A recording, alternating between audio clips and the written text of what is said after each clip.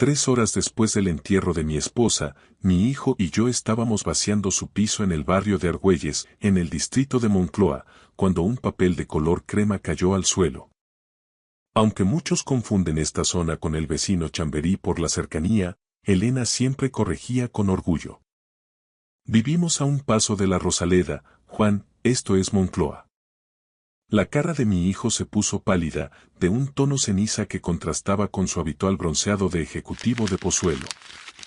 Sus manos temblaban mientras decía: esto no vale nada, y lo tiró directamente al cubo de la basura, escondiéndolo bajo los restos de un yogur a medio terminar.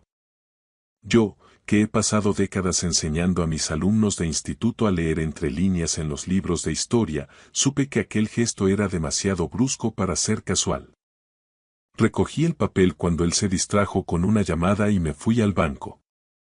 El director de la sucursal, un hombre que nos conocía desde hacía 20 años, me miró a los ojos con una mezcla de lástima-horror y me dijo: Juan, tienes que llamar a la policía ahora mismo.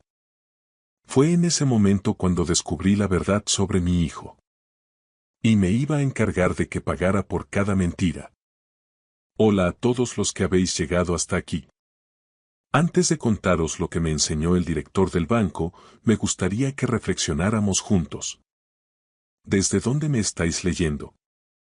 ¿Y creéis que siempre se debe confiar en la familia cuando hay una herencia de por medio? Ese papel sin valor escondía más de 3 millones de euros y 7 años de un engaño sistemático que me hiela la sangre. Mi hijo tiró a la basura el documento más importante del piso de mi difunta esposa a las 2:30 de una tarde de sábado, apenas 3 horas después de haberla enterrado en el cementerio de la Almudena. El funeral había sido íntimo, solo 23 personas, incluyendo al sacerdote y a los sepultureros que esperaron con un silencio profesional a que termináramos de despedirnos bajo el sol plomizo de Madrid. Elena había sobrevivido a casi todos sus amigos, y los pocos que quedaban estaban demasiado achacosos para cruzar la ciudad hasta las ventas. Mi hijo, Javier, se mantuvo a mi lado durante toda la ceremonia, con los ojos secos e inquieto, consultando el móvil un par de veces mientras el cura decía el panegírico. Me dije a mí mismo que cada uno pasa el duelo a su manera, que quizás su frialdad era un escudo. Qué equivocado estaba. Ahora estábamos de vuelta en el piso que Elena y yo habíamos compartido durante 32 años. Un piso señorial en la calle de la Princesa, con esos techos altos y pasillos infinitos. Cajas por todas partes. Bolsas de basura negras apoyadas contra las paredes de papel pintado. El desmantelamiento sistemático de una vida reducida a decidir qué se queda y qué se dona a la parroquia o a Cáritas. Tengo 70 años. Soy profesor de historia jubilado, acostumbrado a los archivos y al orden. Viudo desde hace 6 días. Elena tenía 67 cuando murió. Cáncer de páncreas, estadio 3, diagnosticado 14 meses antes del final. Aunque la seguridad social cubría el tratamiento estándar, yo insistí en buscar segundas opiniones en clínicas privadas de prestigio, pensando que el dinero no sería un obstáculo para su salud. Elena dijo que no de forma tajante. En aquel momento, pensé que era porque estaba cansada, lista para marcharse sin el calvario de la quimioterapia agresiva. No sabía la verdad. Elena había sido bibliotecaria de primaria durante 34 años en un colegio público del distrito de Retiro. Enseñaba a los niños a amar los libros y a cuestionarlo todo. La quise durante 49 años. Pensaba que conocía cada rincón de su alma. Su risa al cocinar tortilla de patatas, cómo organizaba los libros por el color del lomo. La pequeña cicatriz en su mano por aquel accidente en el 79. Me equivocaba en lo más importante. Mi hijo Javier tiene 40 años. Vive en una urbanización de lujo en Pozuelo de Alarcón con su mujer, Amanda. Su cargo siempre era algo pomposo y vago. Logística sanitaria, consultoría de dispositivos. Elena decía que subía la escalera tan rápido que no miraba los peldaños. En su último año, solo la visitó 3 veces. 3 horas de su tiempo en 12 meses de agonía. Javier estaba registrando el escritorio de roble de Elena cuando encontró el montón de papeles.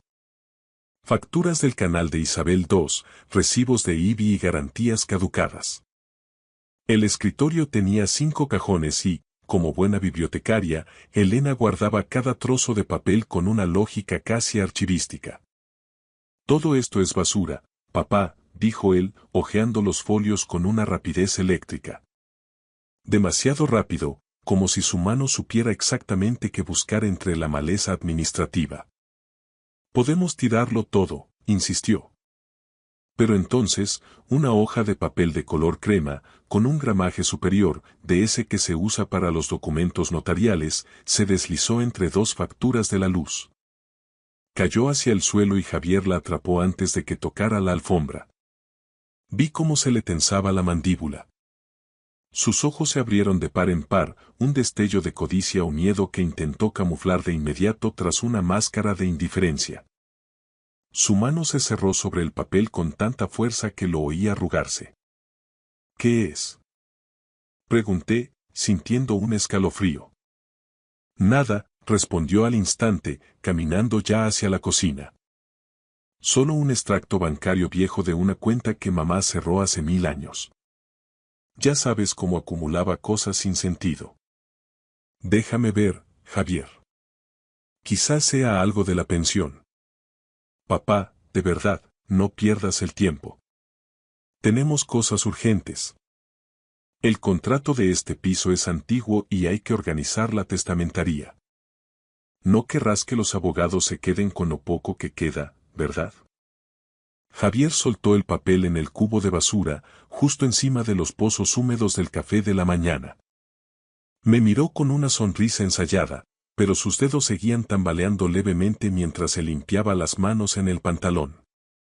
Créeme, papá. No vale nada. Absolutamente nada. 10 minutos después, le sonó el móvil. Javier no colgó de inmediato, se quedó mirando la pantalla con una fijeza extraña antes de salir al pasillo para coger la llamada. Su voz bajó hasta convertirse en un murmullo sibilante que rebotaba en las paredes del pasillo, un tono que no alcancé a distinguir pero que destilaba urgencia.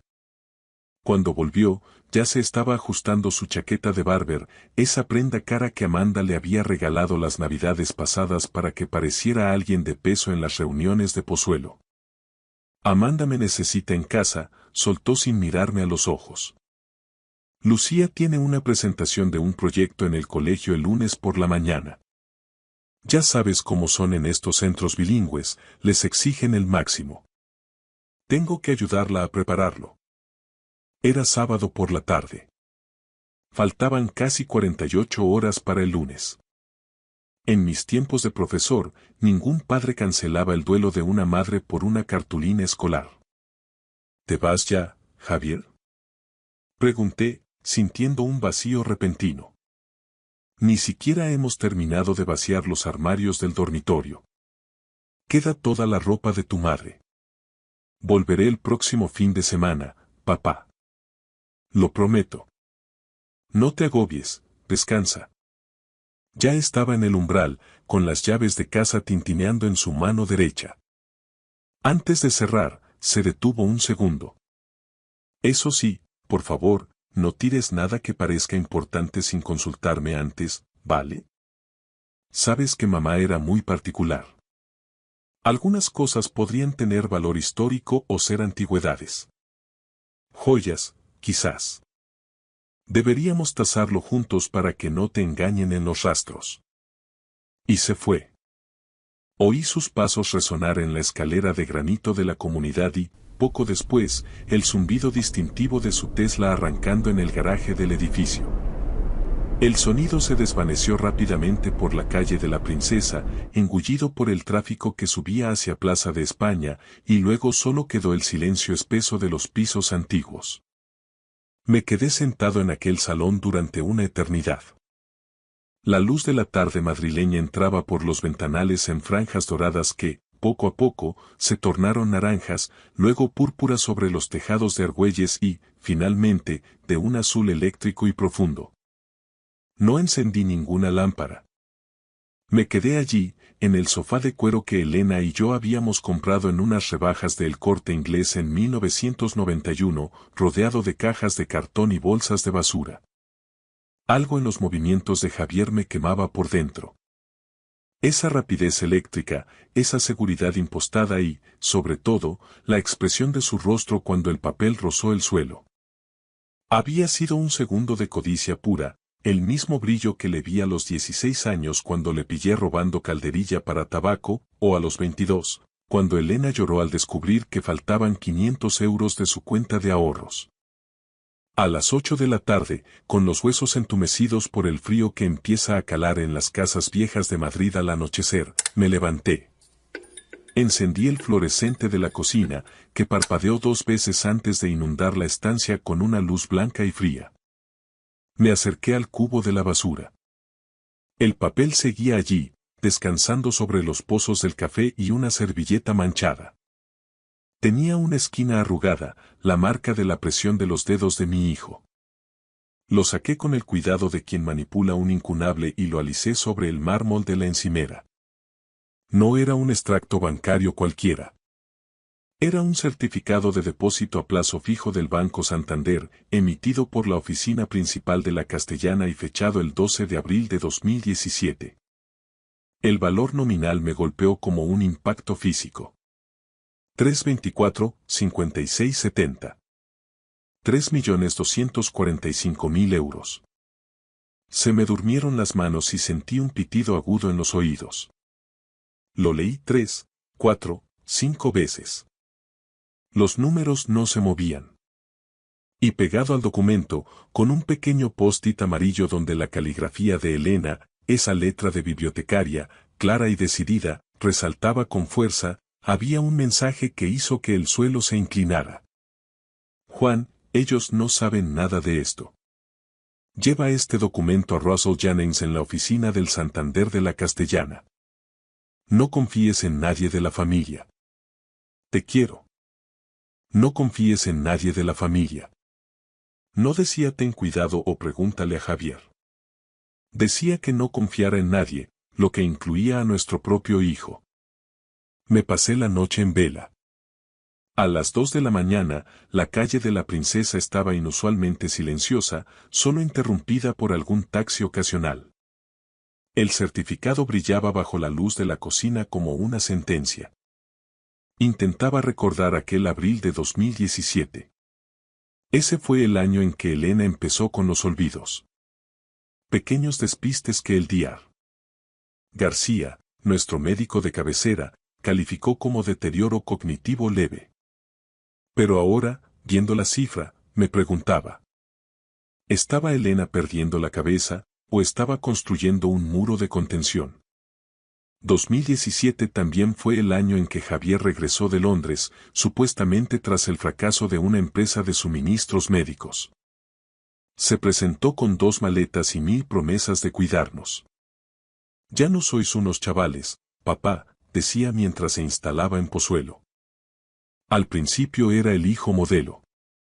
Venía 2 veces por semana, la llevaba a sus revisiones en el hospital clínico, revisaba nuestra caldera.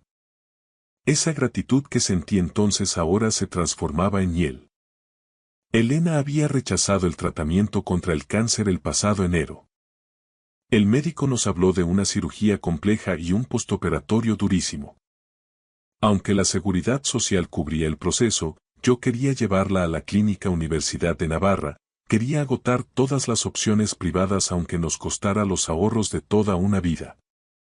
No voy a hacerlo, Juan, me dijo ella en aquel entonces, con una calma que me resultó incomprensible. Tengo 67 años. No voy a gastar lo que tenemos en comprar 6 meses de agonía en una cama de hospital. Discutimos durante semanas. Yo lloré, le supliqué que no se rindiera. Pensé que era cansancio, que era su forma de aceptar el destino. Pero ella tenía 3 millones de euros. Podría haber pagado la mejor atención del mundo 10 veces. Y eligió morir en silencio. ¿Por qué? La respuesta me quemaba en la mano. No confíes en nadie de la familia. Elena estaba protegiendo ese dinero de algo, o de alguien. Y ese alguien acababa de tirar el certificado a la basura con la esperanza de que yo nunca lo encontrara. El certificado pesaba en mis manos como si estuviera hecho de plomo. Esto no era solo una fortuna, era la prueba de una traición que yo aún no alcanzaba a dimensionar. Elena lo había escondido, me había dejado instrucciones precisas y me había lanzado una advertencia que resonaba en el silencio del piso. No confíes en nadie de la familia. Mi hijo, que había tirado este documento a la basura con una indiferencia fingida, era el centro de esa advertencia. Quizá por eso le temblaban las manos al tocar el papel crema. Miré el reloj de pared del salón. Las 2:43 de la madrugada. El banco no abriría hasta dentro de 5 horas, pero yo sabía que no dormiría. El lunes por la mañana, a primera hora, iría a la sucursal principal del Santander en el Paseo de la Castellana, ese edificio imponente que parece vigilar el centro financiero de Madrid. Buscaría a ese tal Russell Jennings y empezaría a obtener respuestas a preguntas que ni siquiera sabía que tenía que formular. Pero primero, necesitaba un escondite. Javier ya lo había encontrado una vez en el escritorio. Si volvía, y mi instinto me decía que lo haría, registraría cada rincón. La forma en que se marchó, apresurado y dándome instrucciones de no tirar nada, era la señal de que planeaba un regreso metódico. Me levanté y recorrí el pasillo con el certificado pegado al pecho. ¿Dónde escondes 3 millones de euros en un piso lleno de recuerdos? Entonces la vi. La biblioteca de Elena. Aquella estantería de madera maciza, organizada meticulosamente por el color de los lomos, un código que solo ella y yo entendíamos. Allí, en el tercer estante, entre 2 tomos pesados de una enciclopedia histórica, estaba su ejemplar desgastado de Moby Dick, una edición de 1976 con las esquinas rosadas. Lo saqué. Las páginas exhalaban ese aroma a vainilla y papel viejo que tanto le gustaba a ella. Lo abrí por una de sus partes más densas y deslicé con cuidado el certificado entre la página 401 y la 402. Me aseguré de que fuera entre 2 hojas físicas distintas, no en el mismo folio, para que el papel crema quedara perfectamente oculto en el corazón del libro. Una historia sobre la obsesión y la venganza para guardar el secreto de una traición. Devolví el libro a su sitio. Javier nunca había sido un lector para él, los libros eran solo objetos que acumulaban polvo. Estaba a punto de apagar la luz de la cocina cuando los oí. Pasos en el portal. Pesados, deliberados, subiendo por la escalera de granito. Miré el reloj. Las 2:58. Los pasos se detuvieron justo delante de mi puerta.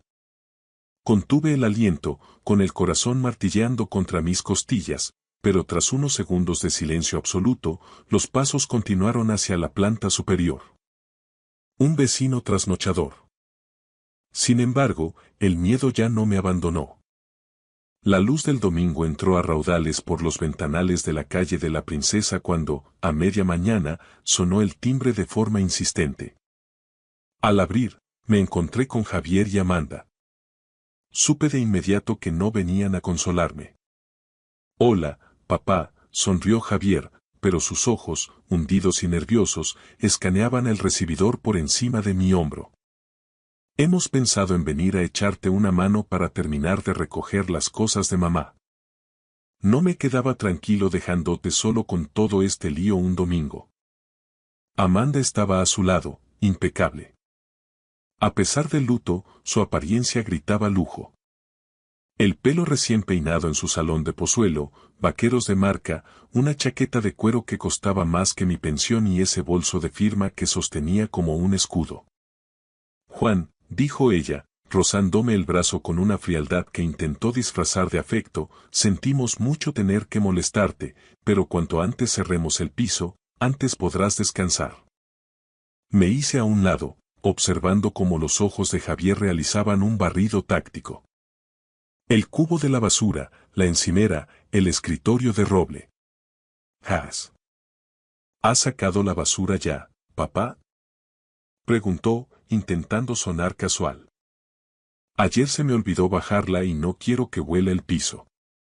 El corazón me dio un vuelco, pero mantuve el tono de mi voz firme, el de un profesor que detecta a un alumno copiando. Sí, el portero pasó a primera hora, sobre las 7, mentí.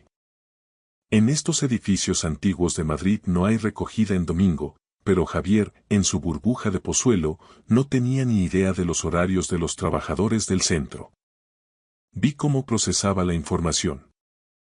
El breve destello de pánico en su rostro fue suficiente para confirmarlo todo. Miró a Amanda y algo pasó entre ellos. Una comunicación silenciosa y turbia que me puso la piel de gallina. Ah, bien, Javier cerró un cajón del escritorio que acababa de abrir sin pedir permiso. Una preocupación menos. Amanda dio un paso adelante, forzando una sonrisa radiante que no encajaba con el duelo. Juan, Javier mencionó que podría haber documentos bancarios antiguos, quizás algún seguro de vida o papeleo de la Seguridad Social, que deberíamos revisar para la testamentaría. Es mejor que lo hagamos nosotros, es un proceso farragoso. Yo me encargaré de la herencia con el abogado de Elena, respondí, cruzándome de brazos. ¿Un abogado? Javier saltó, casi gritando. ¿Desde cuándo mamá tiene un abogado privado? Desde el 92, Javier. Alberto Pardo, tiene el despacho cerca de la Plaza Mayor. Es un viejo amigo. El nombre hizo que la mandíbula de mi hijo se tensara hasta parecer que iba a romperse. Lo que siguió fueron las 2 horas más asfixiantes de mi vida. Registraron el piso con una minuciosidad que rozaba lo patológico, siempre bajo la excusa de ayudar. Amanda se encargó del dormitorio, vaciando cajones y tanteando incluso el fondo de los armarios, buscando quizás una caja fuerte oculta o un sobre escondido entre las sábanas. Javier se centró en el salón. Revisó el escritorio 3 veces. En un momento dado, se plantó frente a la estantería de Elena. Se me cortó la respiración. Mamá acumulaba demasiados libros, dijo, alargando la mano hacia un volumen azul. Deberíamos donar todo esto a una biblioteca pública mañana mismo. Fue bibliotecaria 34 años, Javier. Sus libros son su vida. No se toca nada de ahí por ahora. Sacó una enciclopedia, la hojeó con desprecio y la volvió a encajar. No tocó el Moby Dick. Gracias a Dios, su desinterés por la cultura fue mi salvación. Se marcharon a las 2 de la tarde, tensos y con las manos vacías. Los acompañé a la puerta y, en cuanto cerré, corrí a la ventana. Desde el segundo piso de la calle de la Princesa vi cómo llegaban a su Tesla. No se subieron. Se quedaron junto al coche y estalló una discusión violenta. Amanda movía las manos con brusquedad, señalando hacia mi ventana con la cara desencajada por la rabia. Javier sacudía la cabeza, hundido, con las manos abiertas en señal de impotencia. Ella le agarró del brazo, le acercó a su cara y le siseó algo que hizo que mi hijo se pusiera rígido como una estatua. Finalmente, arrancaron. Me quedé en la ventana mucho tiempo. Estaban desesperados. Buscaban el certificado de los 3 millones porque sabían que, sin ese papel, su plan, fuera el que fuera, se desmoronaba. Fui a la estantería y saqué el libro. El certificado seguía allí, entre las páginas 401 y 402, a salvo. Mañana iría a la Castellana. Necesitaba entender por qué Elena prefirió morir antes que tocar ese dinero. ¿Qué había hecho nuestro hijo para que su propia madre le tuviera más miedo que a la muerte? El lunes por la mañana, Madrid se despertó bajo un cielo gris y plomizo, de esos que parecen aplastar los tejados del barrio de Salamanca. Tomé el metro en Argüelles, en la línea 6, y tras el transbordo me bajé en la parada de Gregorio Marañón. Caminé por el paseo de la Castellana, sintiéndome minúsculo frente a las sedes bancarias y el rugido incesante del tráfico que fluye hacia Colón. El edificio del Banco Santander se alzaba frente a mí, una mole de cristal y acero que parecía custodiar los pecados financieros de media ciudad. Entré y, con el pulso acelerado, pregunté por Russell Jennings. Me esperaba un hombre de unos 50 años, con un traje de corte impecable y una mirada que denotaba esa mezcla de frialdad profesional y un cansancio antiguo. Señor López, dijo, estrechándome la mano con firmeza. Le esperaba. Elena me aseguró que, tarde o temprano, usted cruzaría esa puerta con el certificado. Nos sentamos en su despacho privado, una habitación insonorizada donde el estruendo de la castellana desaparecía por completo y solo quedaba el aroma a café recién hecho y cuero. Saqué el ejemplar de Moby Dick y extraje el papel crema de entre sus páginas. Lo puse sobre la mesa de cristal. ¿Qué es esto exactamente, señor Jennings? Pregunté. Mi voz sonó quebrada, como si perteneciera a un hombre mucho más viejo de lo que soy. Jennings suspiró, se ajustó las gafas y miró el documento con una sombra de tristeza. No es solo un depósito a plazo fijo, Juan. Es la punta del iceberg de una tragedia familiar. Hace 7 años, su hijo Javier regresó de Londres para trabajar en una empresa de suministros médicos aquí en Madrid, ¿verdad? Asentí, recordando su llegada triunfal y sus promesas de cuidar de nosotros. Lo que no le contó es que esa empresa era una fachada diseñada para un esquema de sobrefacturación a hospitales públicos de la Comunidad de Madrid. Javier no era un simple comercial, era el cerebro operativo que desviaba fondos públicos inflando los precios de prótesis y material quirúrgico. Elena lo descubrió por accidente en 2017, mientras revisaba una correspondencia que llegó al piso de la calle de la Princesa por error. Me quedé helado.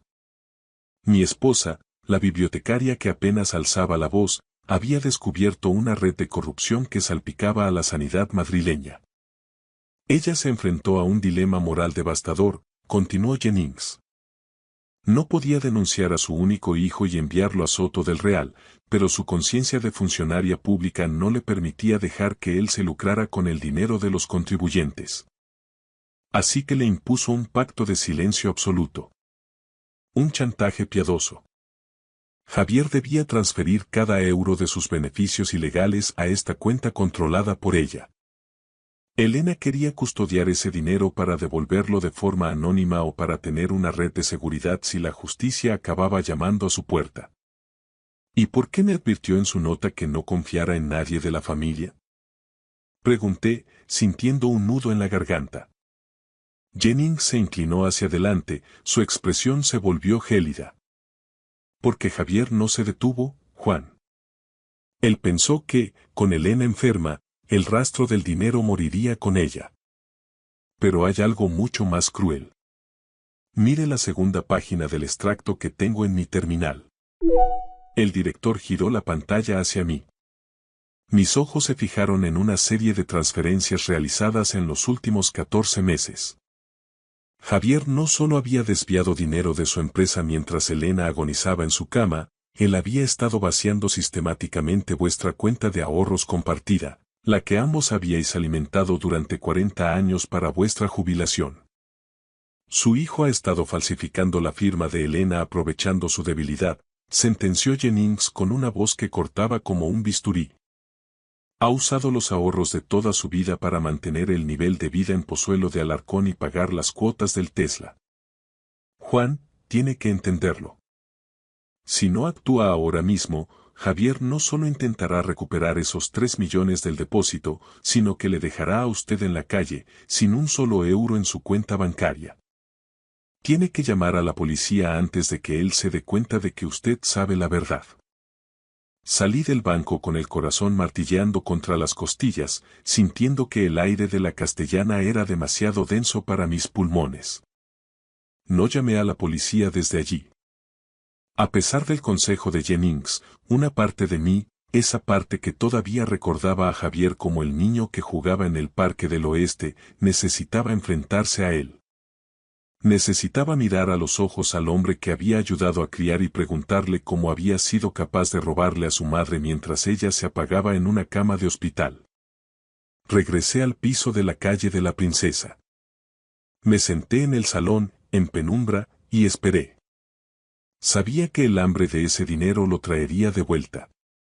A las 6 de la tarde, el sonido metálico de la llave girando en la cerradura rompió el silencio. Javier entró solo esta vez. Ya no había rastro de la falsa amabilidad del domingo ni de la preocupación filial. Su rostro estaba congestionado, con las venas del cuello marcadas y los ojos inyectados en sangre. ¿Dónde está, papá? Espetó sin siquiera cerrar la puerta. El papel. Sé que no lo tiraste. He hablado con el portero de la finca y me ha dicho que el camión no pasa los domingos. Me has mentido. Me serví un vaso de agua en la cocina con las manos sorprendentemente firmes. El miedo se había convertido en una resolución fría. Está a buen recaudo, Javier. He pasado la mañana con Russell Jennings en la Castellana. Se detuvo en seco en mitad del pasillo. El color desapareció de su rostro, dejando una palidez grisácea bajo el bronceado artificial de Pozuelo. ¿Qué te ha dicho ese viejo? No le creas, papá. Es un resentido que siempre envidió el éxito de nuestra familia, me tiene manía porque. Me ha enseñado las firmas, Javier, le corté, alzando la voz por primera vez. Las firmas falsificadas en nuestra cuenta de ahorros, la de toda nuestra vida. He visto las transferencias de la red de suministros. Lo sé todo. Lo del hospital clínico, lo de las facturas infladas. Todo. Javier dio un paso hacia mí, cerrando los puños. Por un momento, vi en sus ojos un destello de violencia pura, un animal acorralado que ya no reconocía a su padre. Ese dinero es mío por derecho, siseó con una voz que no parecía suya. Yo me arriesgué. Yo hice el trabajo sucio en esos despachos mientras tú leías libros de historia. Mamá solo era una vieja paranoica que se interponía en mi camino. Se negó a tratarse el cáncer solo para castigarme, para que yo no pudiera tocar los fondos mientras ella estuviera viva. Se murió por puro despecho, para joderme la vida. Esa frase fue como un puñal. Mi hijo creía que el sacrificio de Elena, su dolor silencioso y su renuncia a una oportunidad de vivir, eran simplemente una maniobra financiera contra él. No entendía que su madre había entregado su último aliento para no tener que denunciarlo. No, Javier, dije con una calma gélida. Se murió porque sabía que si usaba ese dinero en médicos privados, la justicia empezaría a tirar del hilo y tú acabarías en prisión. Usó su agonía para comprarte tiempo, esperando un arrepentimiento que nunca llegó.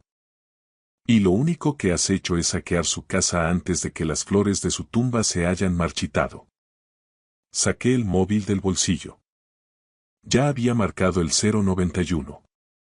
He hablado con la UDEF, Unidad de Delincuencia Económica y Fiscal. Una patrulla de la Policía Nacional está doblando la esquina de Plaza de España ahora mismo. Javier soltó una carcajada histérica, un sonido seco y roto. ¿Vas a entregar a tu propio hijo? ¿A tu única sangre? ¿Y qué pasará con Lucía? ¿Quieres que tu nieta vea a su padre en los telediarios saliendo de un juzgado? Lucía merece un abuelo que le enseñe lo que es la integridad, ya que su padre ha decidido ser un criminal, respondí.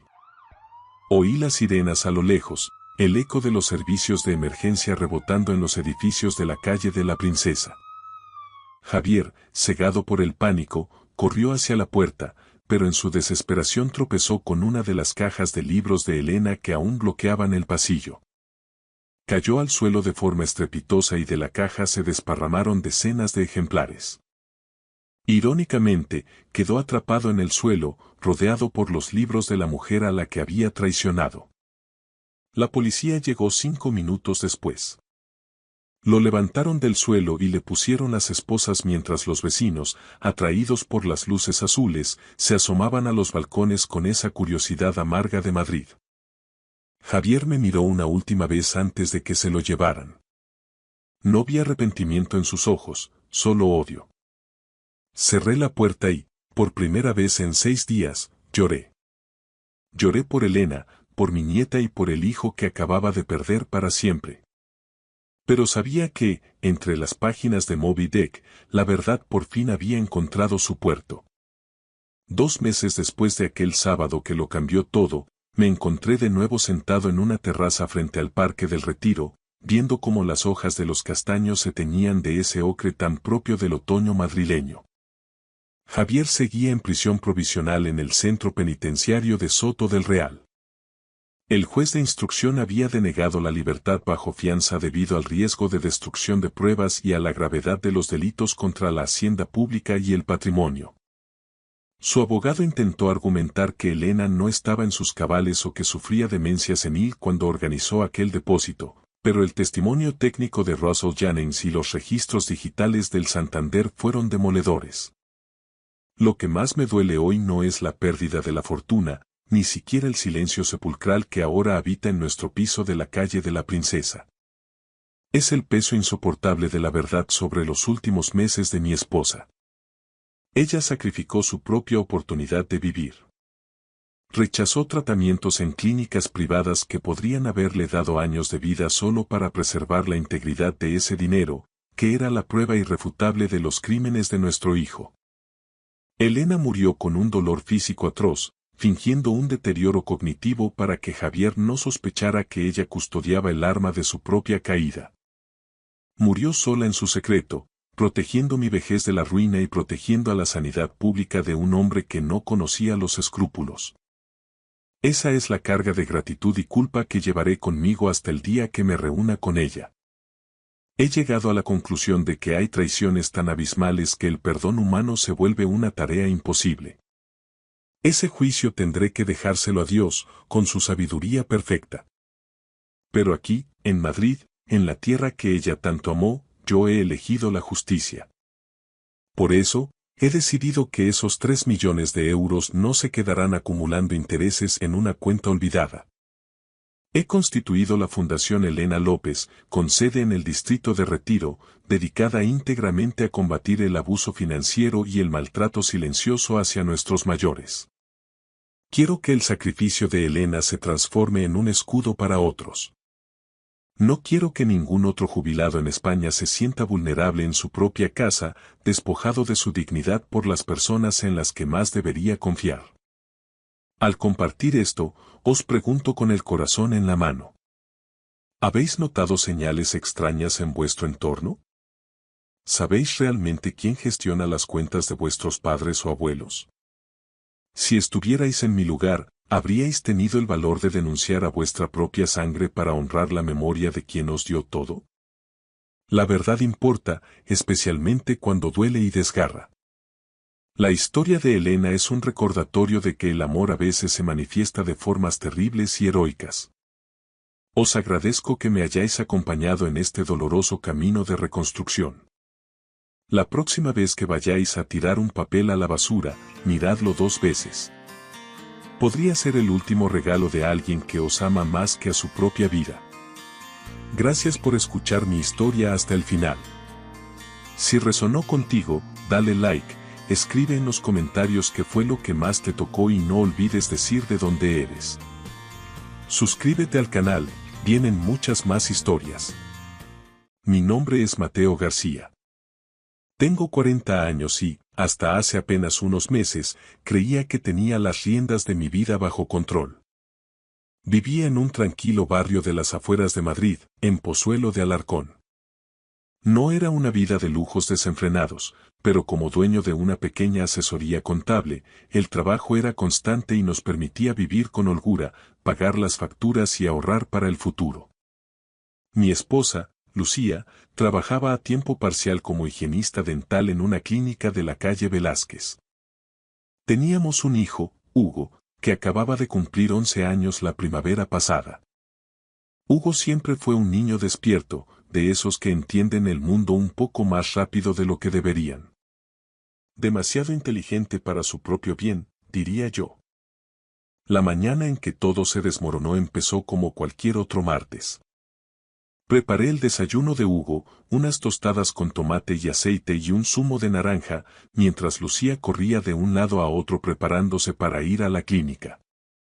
Últimamente estaba distante. Siempre pegada al móvil, respondiendo mensajes en otras habitaciones o quedándose hasta tarde en el trabajo por inventarios que nunca parecían terminar. Yo lo notaba, claro que lo notaba, pero prefería ignorar ese nudo en el estómago. No quería creer lo que mi instinto me gritaba. Hugo estaba inusualmente callado esa mañana, jugueteando con la comida en lugar de comer. Miraba de reojo a su madre y luego a mí con una expresión extraña, como si guardara un secreto pesado. Los niños captan cosas que los adultos creemos estar ocultando bajo la alfombra. Debí haber prestado más atención a esa mirada. Lucía cogió su bolso y las llaves del coche sin apenas mirarme. Llegaré tarde esta noche. El doctor Ramos necesita ayuda con unos cierres de facturación de la Seguridad Social, dijo con frialdad. ¿Otra vez? Pregunté, intentando que mi voz sonara neutra. Es mi trabajo, Mateo. Alguien tiene que ayudar a pagar el fondo de estudios de Hugo, respondió ella con un tono cortante y defensivo. Mencionar el fondo de estudios hizo que se me encogiera el pecho. Llevábamos ahorrando desde que Hugo nació. Cada ingreso extra, las pagas de los abuelos, las devoluciones de Hacienda. Todo iba a esa cuenta. La última vez que lo revisé, hace unas 6 semanas, teníamos 118.000 ahorrados. Hugo solo tenía 11 años, pero sabíamos lo cara que podía ser una buena universidad privada o un máster en el extranjero para el 2032. En cuanto Lucía cruzó la puerta, Hugo se acercó a mí. «Papá, ¿puedo enseñarte algo en tu ordenador?», preguntó. «Claro, hijo». «¿Qué pasa?». Me llevó al despacho, se subió a mi silla y abrió el portátil. Sus dedos volaban sobre el teclado con una seguridad pasmosa. Hugo siempre había sido un genio de la tecnología, aprendió programación básica con vídeos de YouTube y pasaba horas con su tableta en proyectos que yo apenas alcanzaba a comprender. «Tengo que enseñarte algo», dijo con una voz tan seria que parecía haber envejecido 10 años de golpe. «Pero tienes que prometerme que no te enfadarás conmigo». Sentí un escalofrío. «Hugo, ¿qué has hecho?». Abrió una carpeta oculta en mi escritorio que yo nunca había visto, etiquetada como secreto L. Dentro había capturas de pantalla, decenas de ellas. Eran mensajes de WhatsApp entre Lucía y un hombre llamado Adrián Valverde. Al leerlos, sentí náuseas. Llevaban viéndose 8 meses. Planeaban un futuro juntos, hablaban de destinos a los que querían viajar en cuanto tuvieran el dinero suficiente. «¿Cómo has conseguido esto?», susurré, sintiendo que el aire me faltaba. «Mamá se deja el móvil en la encimera cuando se ducha», explicó Hugo con una naturalidad aterradora. «Instalé una aplicación de respaldo que ella no conoce. Todo lo que escribe se copia en una carpeta en la nube a la que puedo acceder». Miré a mi hijo de 11 años, el niño que todavía veía series de animación y jugaba con piezas de construcción, y me di cuenta de que llevaba meses vigilando a su propia madre. «Hugo, esto es». «Sigue mirando, papá». Se desplazó hacia abajo. Había capturas de la aplicación del banco. Movimientos que yo nunca autoricé. Transferencias desde nuestra cuenta de ahorros conjunta hacia una cuenta solo a nombre de ella. Las fechas se remontaban a 6 meses atrás. Cantidades pequeñas al principio.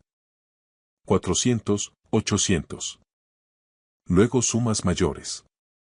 8.000, 12.000, 20.000. «Ha estado robando del fondo de estudios», dijo Hugo en un susurro.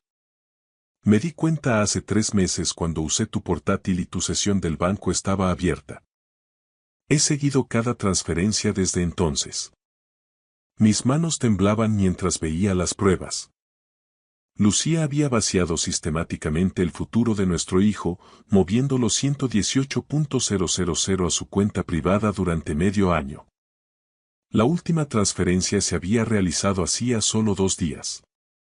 El saldo actual del fondo mostraba apenas 35. ¿Por qué no me dijiste nada? Pregunté con el corazón roto. Los ojos de Hugo se llenaron de lágrimas. No quería que fuera verdad. Esperaba que mamá se detuviera, que tal vez estuviera guardándolo en otro sitio para darnos una sorpresa. Pero luego leí sus mensajes con Adrián sobre comprar billetes de avión para Portugal y supe que nos iba a dejar. Abracé a mi hijo con fuerza. Este niño valiente había cargado con un secreto terrible, intentando protegernos a ambos de la verdad. Nos quedamos allí sentados mucho tiempo. ¿Cómo le explicas a un hijo que su madre ha preferido el dinero y a otro hombre por encima de su propia familia? De repente, se oyó la puerta principal. Lucía había vuelto. Oí sus pasos dirigiéndose a la cocina. Hugo y yo nos miramos y cerré el portátil rápidamente. Mateo. Gritó ella. Me he dejado el pase de la clínica. Tengo que cogerlo rápido. Salí a recibirla, intentando que mi cara no me traicionara. Estaba rebuscando en su bolso, ni siquiera me miró. ¿Todo bien? Preguntó distraída. Bien, logré decir. Hugo y yo estábamos con los deberes de matemáticas. Encontró su tarjeta, miró su reloj y dijo. Tengo que volar. Nos vemos luego, quizá. En cuanto se fue, Hugo me tiró de la manga. Papá, hice algo más. ¿A qué te refieres? Abrió otra carpeta en el portátil. Esta se llamaba Plan B. Dentro había documentos que no identifiqué de inmediato. Cuando entendí lo que mamá estaba haciendo, empecé a leer sobre delitos financieros y seguridad digital, explicó con ese tono demasiado adulto. Vi muchos vídeos sobre cómo proteger el dinero. Y encontré algo interesante. Abrió un PDF. Era un extracto bancario, pero no el nuestro. Pertenecía a Lucía Ferrán, la cuenta privada donde ella había estado desviando nuestro dinero. El saldo mostraba 118.043. Esa es la cuenta secreta de mamá, dijo Hugo. Pero escucha, papá. Hace 3 días, hice un movimiento. Se me detuvo el corazón. Hugo, ¿qué has hecho? Creé un monedero de criptomonedas, dijo, abriendo otra pantalla. Luego usé el portátil de mamá mientras dormía y entré en su banca online.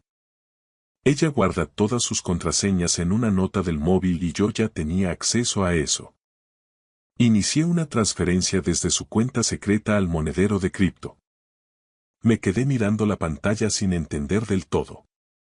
Códigos, números, registros de transacciones. ¿Has robado el dinero de vuelta? Pregunté, sin saber si estar horrorizado o impresionado. Técnicamente, era nuestro dinero, respondió Hugo con lógica implacable. Ella lo robó primero. Yo solo lo he movido a un sitio donde ella no puede tocarlo. El monedero está a tu nombre, papá. Bueno, más o menos. Usé tus datos, pero un correo electrónico nuevo que yo configuré.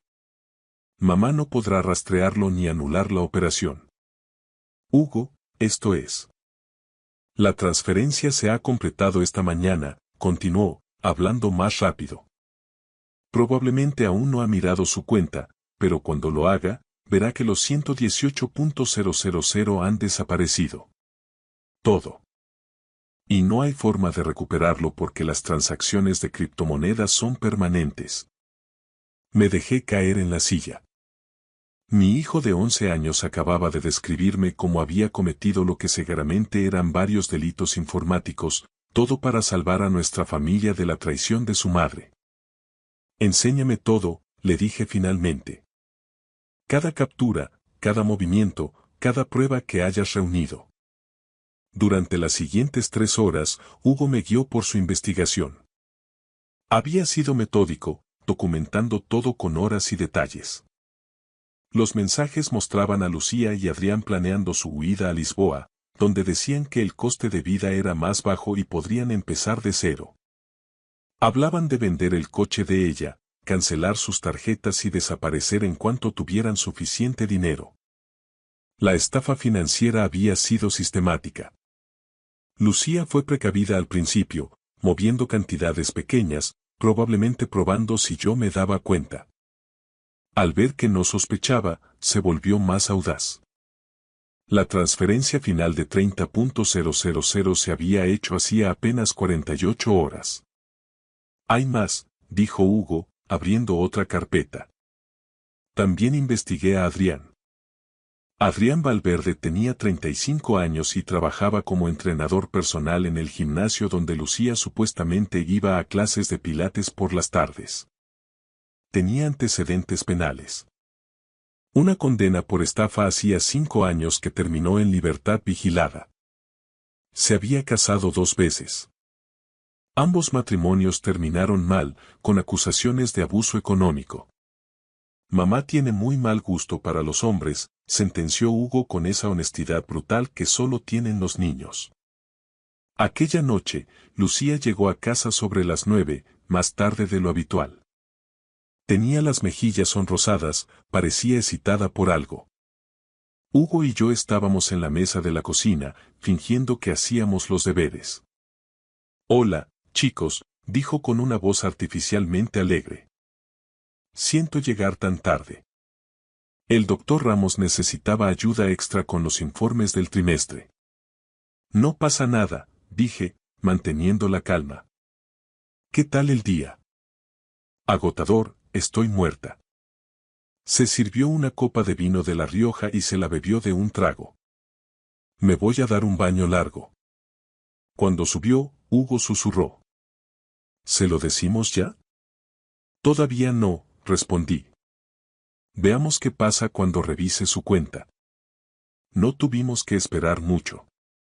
Alrededor de las 11 de la noche, yo estaba en la cama fingiendo leer cuando oí el grito de Lucía desde el baño. ¿Qué? ¿Pero qué narices?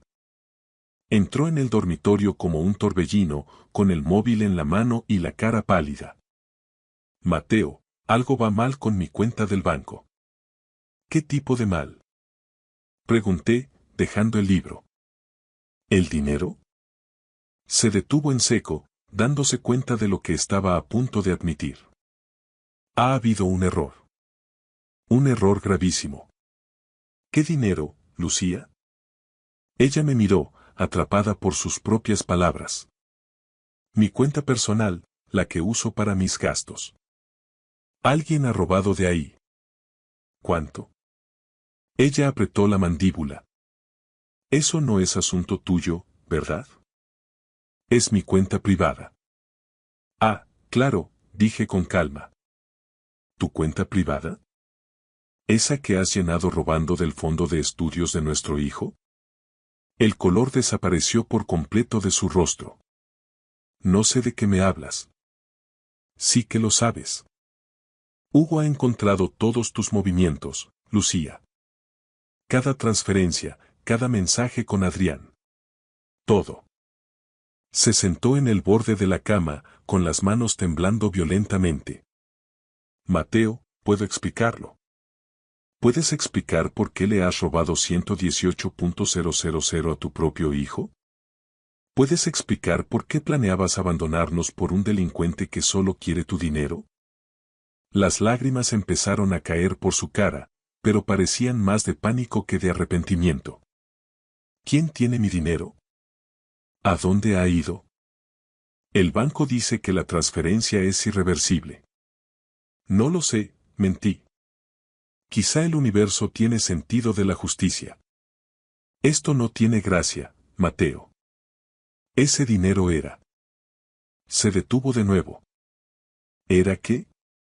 ¿Era lo que nos habías robado a nosotros en primer lugar?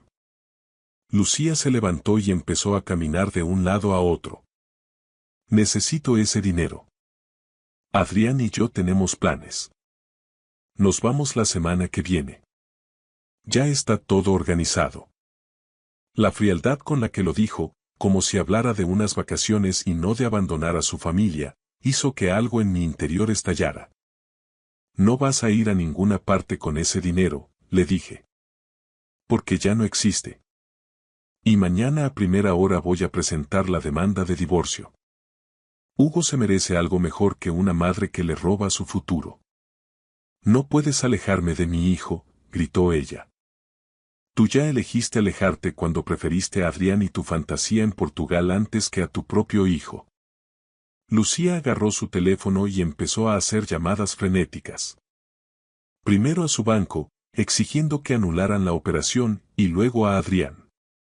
Pude oír la voz de él a través del móvil, gritándole, acusándola de haberlo fastidiado todo.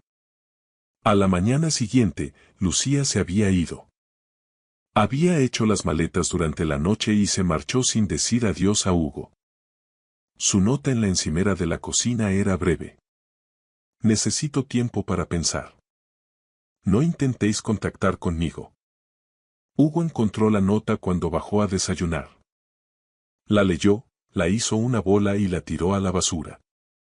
Tanta paz lleve como descanso deja, dijo con la voz firme. Hugo, ella. Nos ha cambiado por él, papá. Estamos mejor sin ella. No pude rebatir esa lógica, aunque viniera de un niño de 11 años.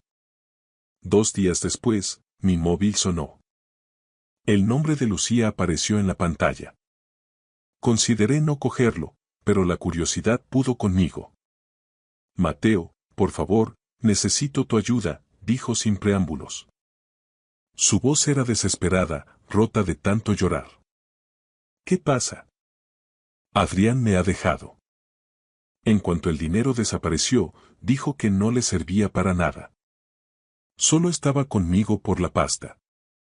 Y ahora el banco está investigando las transferencias desde la cuenta de Hugo. Dicen que parece apropiación indebida porque era una cuenta custodiada. Podrían denunciarme. Sentí una satisfacción fría. Deberían denunciarte, Lucía. Le robaste a tu hijo. Por favor, Mateo. Cometí un error terrible. Muchos errores. Pero sigo siendo la madre de Hugo. Necesito ayuda.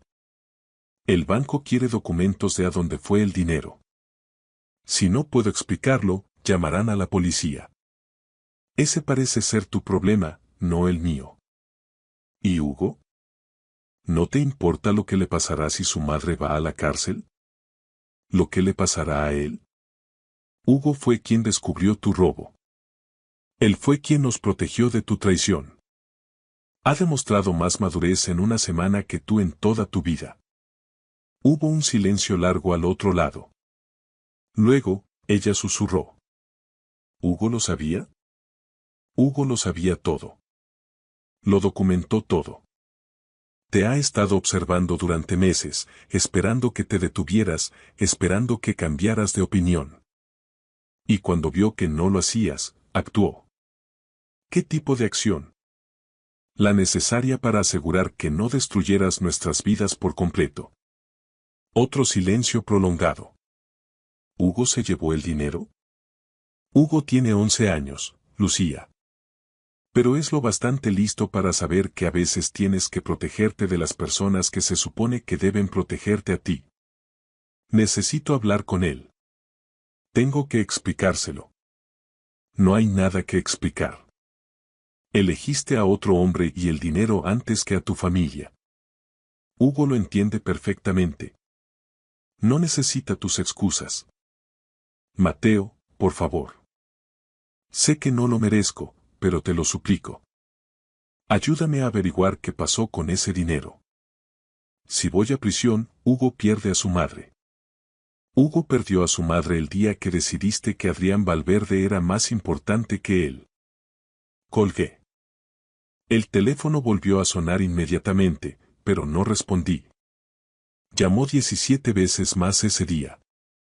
Bloqueé su número. Esa tarde, Hugo y yo nos sentamos de nuevo ante el portátil. Tenemos que hablar del dinero, le dije. ¿Estás enfadado?, preguntó, perdiendo parte de su seguridad inicial. Debería estarlo. Lo que hiciste fue complicado legalmente, aunque el dinero fuera nuestro. Pero no estoy enfadado, Hugo. Estoy impresionado y un poco asustado de lo inteligente que eres. Él sonrió, aliviado. Entonces, ¿qué hacemos? Vamos a hacer lo correcto. Vamos a convertir esas criptomonedas de nuevo en euros, las pondremos en una cuenta de ahorro a plazo fijo bajo mi tutela y solo para ti, para tus estudios, tal como debía ser desde el principio. ¿Y mamá? ¿Y si vuelve? Tu madre tomó su decisión. Ahora tiene que vivir con las consecuencias. Durante las semanas siguientes, las cosas se movieron a una velocidad vertiginosa. Presenté la demanda de divorcio citando abandono del hogar y fraude financiero. Mi abogada era una mujer llamada Beatriz Olmedo, conocida en Madrid por llevar casos de divorcios de alto patrimonio y tener una reputación de ser implacable cuando la situación lo requería. Es uno de los casos más claros que he tenido en mi carrera, Mateo, me dijo Beatriz después de revisar todas las pruebas que Hugo había recopilado. Tu mujer robó sistemáticamente de una cuenta destinada a un menor, lo cual es un delito grave de apropiación indebida. Además, abandonó el núcleo familiar. La custodia total será tuya sin ninguna duda. La única cuestión es si quieres presentar una denuncia por la vía penal. Me quedé pensativo. Una parte de mí quería que Lucía se enfrentara a las consecuencias reales de sus actos ante un juez. Pero otra parte, la que siempre sería el padre de Hugo, sabía que ver a su madre en prisión podría causarle daños psicológicos impredecibles. Mantengamos esa opción en reserva, decidí finalmente. Si ella intenta pelear por el divorcio o por la custodia, entonces presentaremos los cargos penales. Si no, solo quiero que salga de nuestras vidas para siempre. Lucía no peleó. Firmó los papeles del divorcio sin rechistar, probablemente porque su propio abogado le explicó el enorme problema legal en el que estaba metida. El acuerdo me otorgó la custodia total, la casa y todos los activos matrimoniales. Lucía se quedó sin nada, a cambio de nuestro compromiso de no presentar la denuncia ante la policía siempre y cuando desapareciera sin hacer ruido. Aceptó el trato.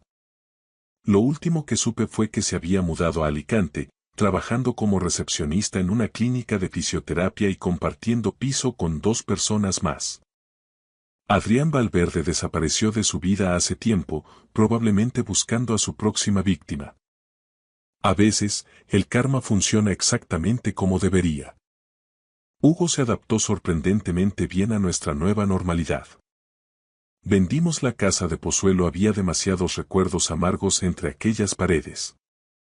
Nos mudamos a un piso más pequeño en el centro, cerca de su colegio y de mi nueva oficina.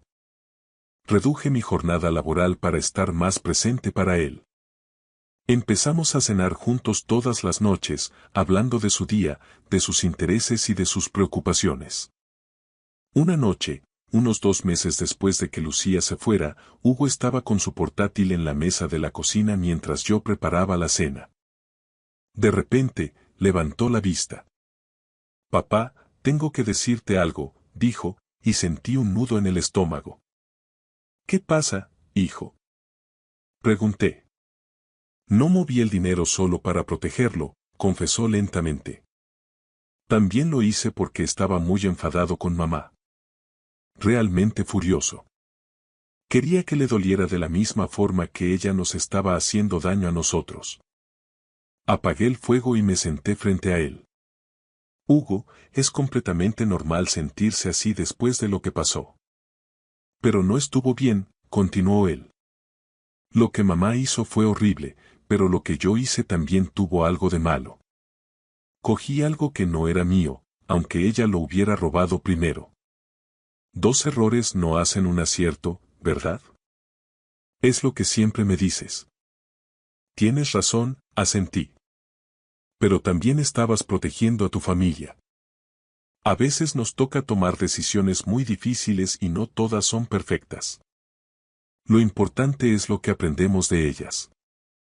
He aprendido que nunca quiero ser como mamá, dijo Hugo con firmeza. No quiero mentir a la gente que quiero, ni robarles, ni preferir el dinero antes que a mi familia. Entonces has aprendido la lección más importante de todas, le dije con orgullo. Y Hugo, estoy muy orgulloso de ti. No por lo que hiciste con el dinero, sino por cómo manejaste la verdad. Muchos niños se habrían desmoronado, pero tú te mantuviste fuerte. Sus ojos se humedecieron. Tenía miedo, papá. Mucho miedo. Pensé que si mamá se iba, tú también podrías irte. Que acabaría en un centro de acogida o algo así. Lo atraje hacia mí y le di un abrazo eterno. Nunca te voy a dejar solo, campeón. Jamás. Somos un equipo, tú y yo. Nos cuidamos el uno al otro. ¿Para siempre? Preguntó con la voz ahogada contra mi hombro. Para siempre, le prometí. 6 meses después, recibí una llamada inesperada de Beatriz Olmedo. Mateo, tienes que escuchar esto. Lucía ha presentado una petición para modificar el régimen de custodia. Quiere derechos de visita. ¿Qué? Exclamé indignado. Ella renunció a sus derechos. Firmó un acuerdo, pero legalmente puede solicitar una modificación pasados 6 meses. Su abogado argumenta que ha completado terapia de gestión de la ira y asesoramiento financiero. Dicen que es una persona nueva y que merece tener una relación con su hijo. Ni hablar. Sentencié. Nos abandonó, Beatriz. Nos robó. Lo sé, y tenemos toda la documentación para probarlo. Pero un juez podría conceder visitas supervisadas. Los tribunales en España suelen favorecer el mantenimiento del vínculo materno-filial siempre que sea posible. Me sentí enfermo. Después de todo lo que Lucía había hecho, después del progreso que Hugo había logrado, ahora quería volver a entrar en su vida como si nada. ¿Qué quiere Hugo?, preguntó Beatriz. Esa era la pregunta clave. Había estado tan centrado en protegerlo que no le había preguntado qué quería él realmente. Esa noche, me senté con él y le expliqué la situación. Hugo escuchó con el rostro serio. ¿Qué piensas?, le pregunté. ¿Quieres ver a tu madre? Se quedó callado mucho tiempo. ¿Puedo preguntarte algo primero? Si digo que sí, ¿te enfadarás conmigo? ¿Y si digo que no, seré una mala persona? Hugo, ninguna respuesta te haría malo ni me haría enfadar. Es tu elección. Tus sentimientos importan más que nada. Se mordió el labio, pensando profundamente. No sé si quiero verla. Una parte de mí echa de menos a la mamá de antes de que apareciera ese tipo. Pero otra parte recuerda cómo me miró la mañana que se fue, como si yo fuera un estorbo en su camino. No sé si puedo olvidar eso. No tienes que decidir ahora mismo, le dije. Podemos decirle al juez que necesitas más tiempo. No, dijo Hugo de repente. Quiero decidirlo ya. Quiero verla una vez, solo para escuchar qué tiene que decir. Pero papá, necesito que estés allí. No quiero estar a solas con ella. Por supuesto. Estaré contigo en todo momento. La visita supervisada se organizó 2 semanas después en un punto de encuentro familiar en Madrid, con una psicóloga presente.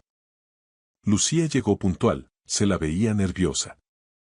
Había perdido peso y parecía más vieja, cansada. Hugo y yo entramos juntos, él me apretaba la mano con fuerza. Cuando Lucía lo vio, se le saltaron las lágrimas. Hugo, cariño, qué mayor estás, dijo, intentando acercarse. Él no se movió. Hola, mamá. La psicóloga, la DRA. Elena Sanz, nos indicó que nos sentáramos. El ambiente era asfixiante a pesar de los intentos de hacer la sala acogedora. Hugo, dijo la Dra.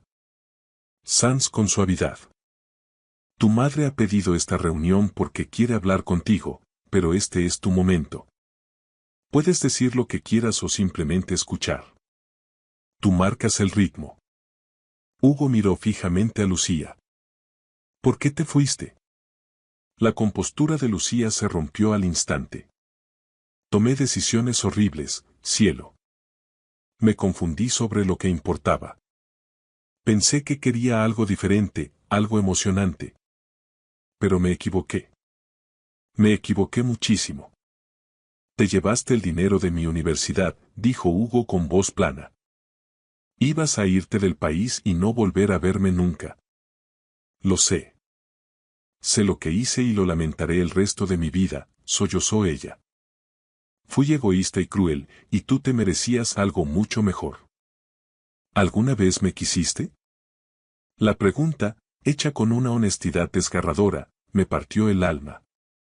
Claro que te quiero, Hugo, respondió ella intentando alcanzar su mano. Siempre te he querido. Simplemente perdí el norte, pero ahora estoy recibiendo ayuda. Estoy yendo a terapia y tomando medicación para una depresión que no sabía que tenía. Intento ser la madre que te merecías. Hugo retiró la mano antes de que ella lo tocara. Pero aún no eres esa madre, ¿verdad? Eres alguien que se parece a mi madre pero que tomó decisiones muy malas. Hugo. Intenté intervenir, pero él levantó la mano. No, papá. Tengo que decir esto, se giró de nuevo hacia Lucía. Me hiciste mucho daño, mamá. Y a papá se lo hiciste peor. Nos robaste, nos mentiste y preferiste a un desconocido antes que a nosotros. Eso no se arregla con un perdón. Lo sé, susurró Lucía. Pero, ¿puedes darme una oportunidad para intentarlo? Por favor, déjame demostrarte que puedo ser mejor. Hugo me miró a mí, luego a la doctora y finalmente a su madre. Quizá algún día, pero ahora no. No estoy preparado. Necesito más tiempo para dejar de estar enfadado contigo. Lucía sintió, con las lágrimas bañando su rostro. Está bien, lo entiendo. Es justo. ¿Pensarás en volver a verme dentro de unos meses? Tal vez, respondió Hugo. Pero mamá, si de verdad me quieres como dices, respeta mi espacio. No me presiones. Deja que sea yo quien te busque cuando esté listo. Lo haré, prometió ella. Esperaré el tiempo que haga falta. Pasaron 2 años desde aquel encuentro en el punto de familia. Mi vida con Hugo se asentó en una rutina de paz y complicidad que nunca creí posible después de la tormenta. Nos mudamos a un piso luminoso cerca del Retiro, y cada mañana, mientras caminamos hacia su instituto, agradezco la fortaleza que mi hijo demostró tener. Hugo cumplió 13 años y, aunque sigue siendo un genio de la informática, ha canalizado su talento de forma más constructiva. Ahora colabora en un proyecto de ciberseguridad para jóvenes, enseñando a otros niños a protegerse en la red. El dinero del fondo de estudios, los 118.000 que él rescató del naufragio de nuestra familia, está invertido de forma segura en una cuenta de ahorro gestionada por un fondo de inversión de bajo riesgo en Madrid. Ese dinero es su libertad, su futuro, y él lo sabe. Lucía, por su parte, cumplió su palabra. Durante 1 año se limitó a enviar correos electrónicos ocasionales, sin presionar, contándole a Hugo sus pequeños avances. Trabaja de forma estable, ha devuelto parte del dinero que técnicamente desapareció de las cuentas corrientes compartidas y parece haber cortado todo vínculo con el mundo de Adrián Valverde. Hace 1 mes, Hugo me miró durante la cena y dijo: Papá, creo que estoy listo para tomar un café con ella. Sin psicólogos. Solo nosotros. Acepté, no sin un nudo en la garganta. Verlos sentados en una terraza de la plaza de Olavide, hablando con cautela pero sin la hostilidad de antaño, me hizo comprender que la justicia no siempre la dictan los jueces.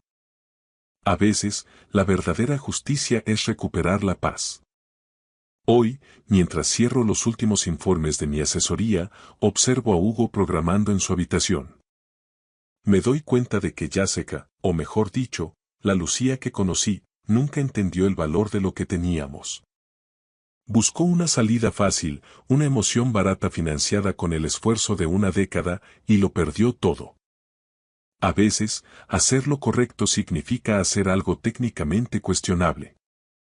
Proteger a tu familia no siempre consiste en seguir cada regla al pie de la letra, sino en tener el coraje de actuar cuando la traición amenaza con destruirlo todo. Mi hijo de 11 años no solo salvó nuestros ahorros, salvó nuestra dignidad. Hugo me ha enseñado que, aunque el mundo sea un lugar donde la gente en la que confías puede fallarte, siempre hay una forma de salir adelante. A veces, el héroe de la historia no es el padre que intenta mantener todo unido, sino el niño que tiene la madurez suficiente para ver la verdad y la valentía para cambiar el final del guión. Mirando hacia atrás, no cambiaría nada de lo que pasó. El dolor fue el precio que pagamos por la libertad que disfrutamos ahora. Somos un equipo, y en este equipo, nadie se queda atrás y nadie roba el futuro del otro. Gracias por escuchar mi historia hasta el final. Si resonó contigo, dale like, escribe en los comentarios qué fue lo que más te tocó y no olvides decir de dónde eres. Suscríbete al canal, vienen muchas más historias.